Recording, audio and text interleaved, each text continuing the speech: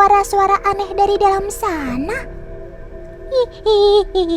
Itu apa?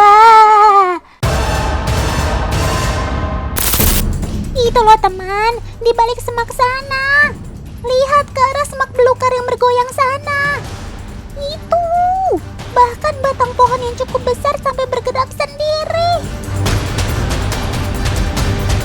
Jangan-jangan siluman.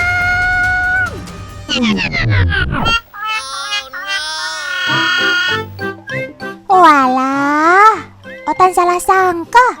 Mereka bukan siluman, tapi kerbau. Iya, kerbau. Mereka satu kawanan atau rombongan. Jumlahnya cukup banyak. 1, 2, 5, 10, 15. Wow, ada sekitar 18 ekor. Otan ingat sekarang, ini kan kerbau-kerbau peliharaan paman petani. Warga di desa Kedung Suran, Kecamatan Kalibungu Selatan, Kabupaten Kendal, Jawa Tengah ini biasa menjadikan kerbau sebagai hewan peliharaan. Tapi berbeda dari tempat lain, mereka tak memelihara kerbau di kandang dekat rumah, melainkan di tengah hutan jati seperti ini. Wuhuu, pintar juga cara beternaknya. Kalau begini caranya kan, para kerbau tak perlu repot dicarikan makan. Segala rumput dan daun yang dibutuhkan untuk makan si hewan bertanduk ini sudah ada di hutan jati ini. Tak perlu bayar, alias gratis.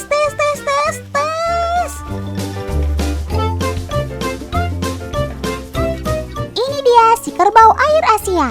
Seperti juga hewan ruminansia lainnya, mereka juga terkenal cukup lahap jika memakan dedaunan atau rumput yang mereka lintasi. Duh, tekun banget sih kalian. Kalau ngelihat rumput aja, langsung matanya jadi hijau.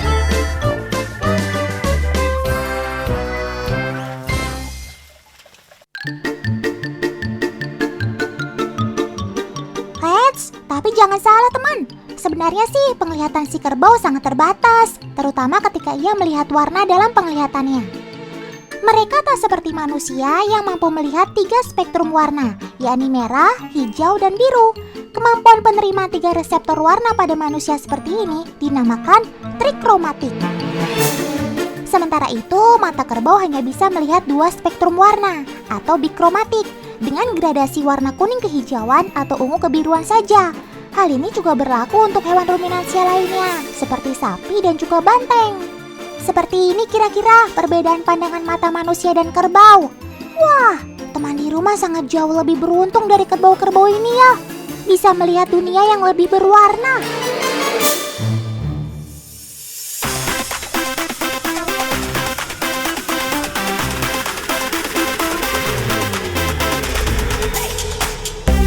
Oh iya, masih soal penglihatannya nih. Ada satu fakta unik. Katanya, karena penglihatannya terhadap warna terbatas, kerbau takut jika melihat benda berwarna hitam atau gelap yang tergeletak di tanah pijakan yang akan mereka lewati. Nah, ini sudah ada agen Otan yang kece, Kak Tika. Untuk menguji kebenaran soal itu, Kak Tika sudah bawa kain berwarna hitam. Ayo Kak, lekas letakkan kain hitamnya di perlintasan mereka akan melintas.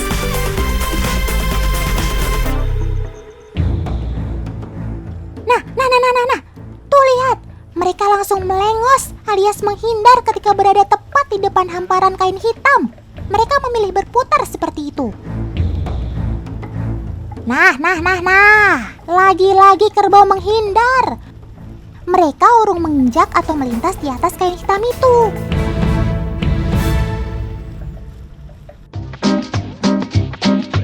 Seperti yang sudah dijelaskan sebelumnya, kerbau hanya bisa melihat 2 spektrum warna saja, alias bikromatik. Akibatnya, kerbau lebih peka terhadap perbedaan terang dan gelap. Jadi, ketika melihat suatu benda yang hitam atau gelap, kerbau akan memandangnya sebagai sebuah lubang dalam. Lalu, otak kerbau akan mengirim sinyal tanda bahaya bahwa benda hitam atau gelap tersebut tidak dapat diinjak atau dilintasi. Si kerbau takut terperosok masuk ke lubang. Jadi, itu bukan sulap dan juga bukan sihir ya. Akan tetapi, kenyataan.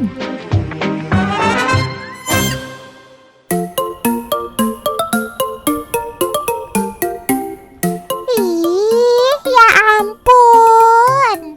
Imut-imut banget. si dede bayi kerbau ini? Kemana si induk bergerak? Yang ngikutin terus sambil terus menyusu. Takut ditinggal sama indukmu ya? Tenang, gak usah takut. Ibu kerbau akan selalu menjaga anaknya kok. Tidak bakal ditinggal atau ditelantarkan. Lagian, kerbau memang termasuk hewan sosial. Mereka hidup dalam kawanan. Kerbau dalam satu kawanan akan saling melindungi. Kerbau-kerbau ini tidak akan berpisah dari kawanannya. Mereka akan bergerak bagai satu kesatuan. Tak pernah mereka berpencar ketika mencari makan.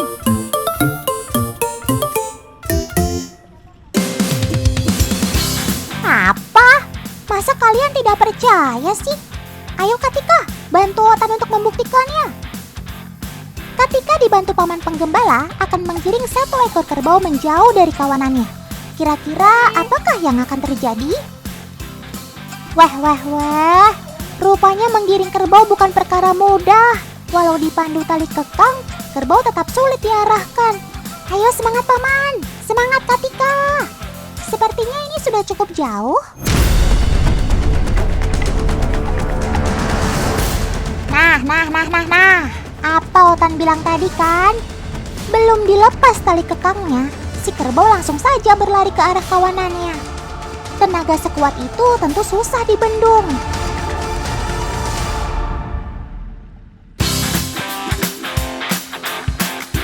Si kerbau langsung saja lari ke arah kawanannya. Padahal di sekitarnya banyak rumput lezat loh. Hebat juga kamu, Bao. Lebih memilih berkumpul bersama kawanan daripada tergiur godaan rumput yang lezat. Otan jadi ingat pepatah lama nih. Makan tidak makan, yang penting kumpul.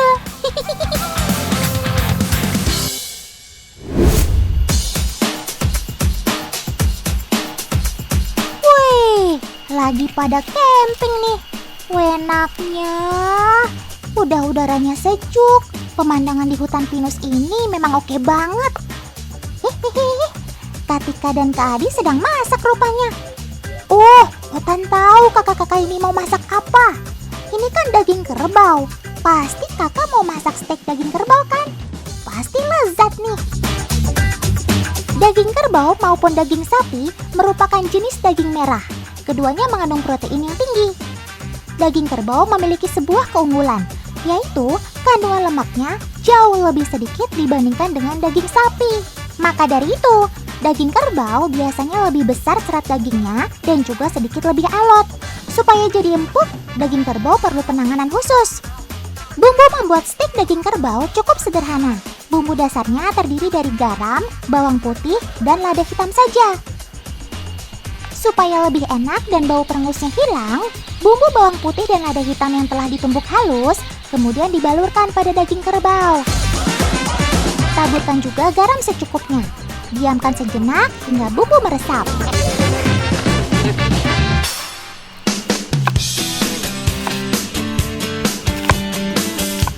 Nah, sekarang kita siapkan saus steaknya. Bahan utama membuat saus juga cukup sederhana.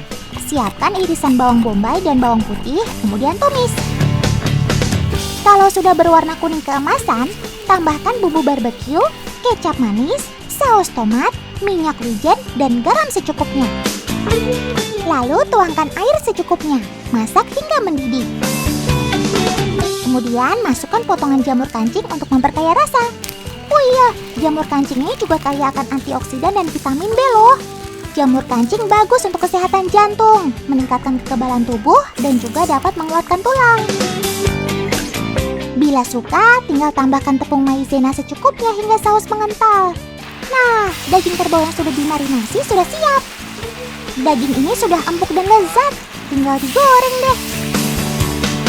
Supaya rasanya semakin kuat, boleh juga ditambahkan irisan paprika saat menggoreng daging kerbau. Mantap!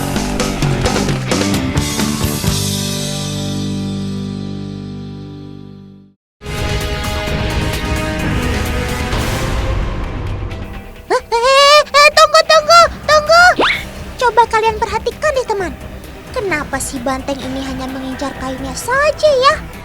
Terus tidak hanya kain warna merah saja yang dia incar. Ternyata kain warna pink juga bikin si banteng emosi. Semua juga tahu kan kalau banteng saudara jauh kerbau adalah buta parsial dan akan cenderung agresif ketika melihat objek berwarna merah. Kali ini Otan mau mencobanya.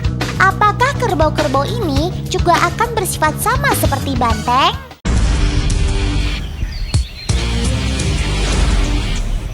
Agen percobaan Otan akan menggunakan kain merah seperti paman-paman matador di Spanyol untuk mencoba menarik perhatian kerbau. Agen, are you ready? Let's get it on!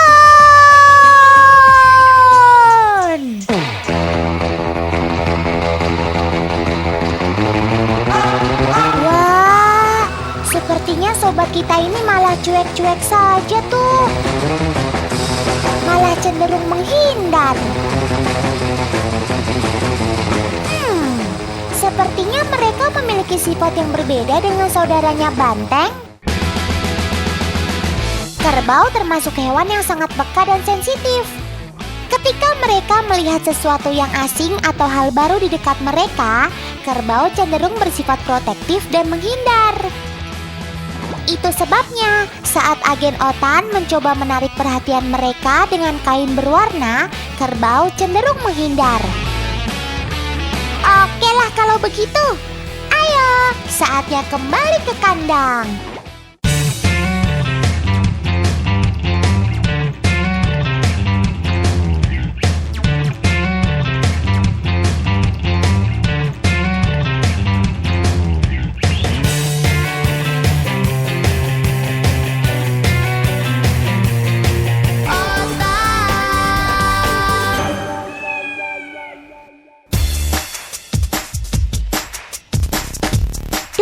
Duh, Kak Gaby rajin banget deh. Begini nih kalau sudah hobi merawat tanaman, membuat kita jadi lebih rajin bangun pagi. Tanaman yang kita sayang tentu butuh perawatan ekstra. Dengan rutin merawat tanaman kesayangan, badan kita pun jadi sehat karena rajin bergerak. Badan sehat, jiwa pun tentu sehat, alias happy-happy gitu deh.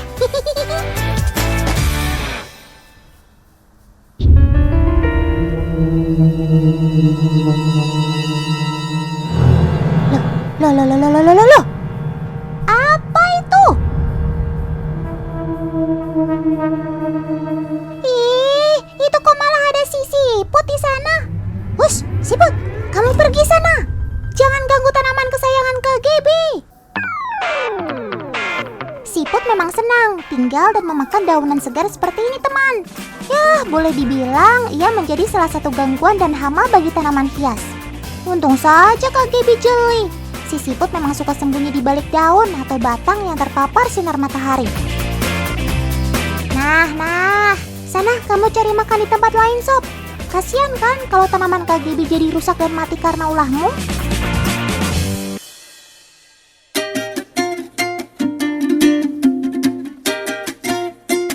Si siput paling suka bergerak di tempat yang gelap, alias terlindung dari sinar matahari. Terlebih jika malam hari. Itulah saat yang tepat bagi siput untuk berpindah dari satu tempat ke tempat lain. Ia juga menyukai tempat-tempat yang lembab seperti ini.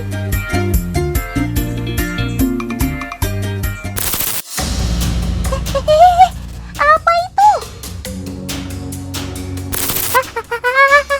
Ada ular! Tampaknya ia mengincar si siput. Tapi masa sih ada ular yang memakan siput? Lagian cangkang si siput kan cukup keras. Bisa-bisa gigi dan taring si ular malah rontok. Kasian kan kalau kamu jadi ompong, Lar. Hehehe, beneran loh. Tuh lihat, si ular mulai siaga. Ia pun berancang-ancang siap menyergap siput. Oh iya, Otan baru ingat. Ini kan si ular siput. Siput memang jadi salah satu makanan kesukaannya. Tapi setahu Otan sih, memang kamulah satu-satunya jenis ular yang menjadikan siput sebagai makanan. Maka itulah ia unik dan dinamakan ular siput. Siput memang memakai cangkang sebagai pertahanannya. Tapi rupanya si ular juga tak kalah cerdik. Ia mulai membidik sisi bawah siput yang tak terlindung cangkang. Dan, hop! Si ular berhasil menangkap siput. Tapi rupanya tak semudah itu si siput jadi santapannya. Ular harus berusaha keras untuk mengeluarkan daging siput dari cangkangnya. Yap. Perlahan tapi pasti, sang ular berhasil mengeluarkan daging siput dari cangkang pelindung.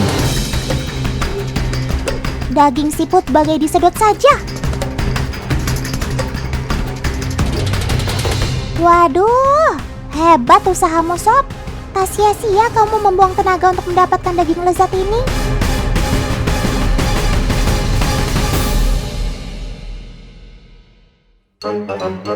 Teman-teman di rumah tahu tidak, apa yang menyebabkan si ular siput mampu mengeluarkan siput dari cangkangnya? Ini tak lain dan tak bukan disebabkan karena ia memiliki taring khusus yang unik. Taring si ular siput panjang sebelah. Biasanya sih taring sebelah kanan lebih panjang dari yang kiri. Nah, taring sebelah kanan inilah yang berguna untuk mencongkel dan memaksa siput keluar dari cangkangnya. Kalau teman-teman di rumah perhatikan dengan baik, ular cangkang siput biasanya terletak di sebelah kiri. Nah, ini berarti rongga di sisi kanannya lebih luas. Dari celah inilah ular siput memanfaatkan sebelah taringnya yang panjang untuk mencongkel daging si siput. Luar biasa kamu Sob. Jika bertemu ular ini, teman di rumah tak perlu takut ya, apalagi sampai membunuhnya. Si ular siput ini adalah ular yang tak memiliki bisa, sekaligus tak berbahaya bagi manusia. Kalau bertemu, cukup jauhkan atau pindahkan saja ke tempat yang aman dan jauh dari perumahan. Bagaimanapun, ia memiliki fungsi di alam, yakni menjadi bagian dari rantai makanan. Di alam, ia adalah musuh alami si siput. Kalau keberadaan mereka berkurang atau bahkan musnah, bisa jadi keberadaan hama siput di alam akan tak terjaga. Gerakan si ular siput termasuk lambat. Itulah sebabnya ia lebih senang memangsa hewan moluska seperti siput yang geraknya lebih lamban dari dirinya. Apa itu? Ia berbahaya bagimu, Sob. Sebaiknya kamu cari jalan lain saja. Si kelabang punya bisa yang cukup mematikan, sedangkan kamu tidak. Kamu tidak dengarkan Otan deh. Si lipan atau kelabang ini malah semakin dekat denganmu. Awas, ia cukup pemarah. Bisa-bisa kamu diserangnya. Tidak. Benarkan dugaan Otan. Si lipan sekarang malah menyerang si ular siput. Aduh, gawat Sob. Kamu kena sengatan bisanya.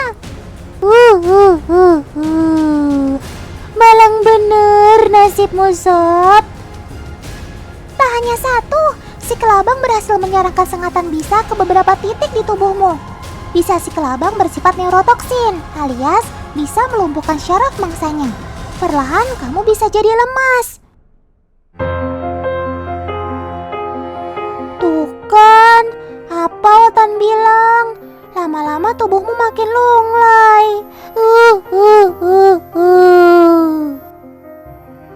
Kalau begini sih, Otan tak tega melanjutkan ceritanya.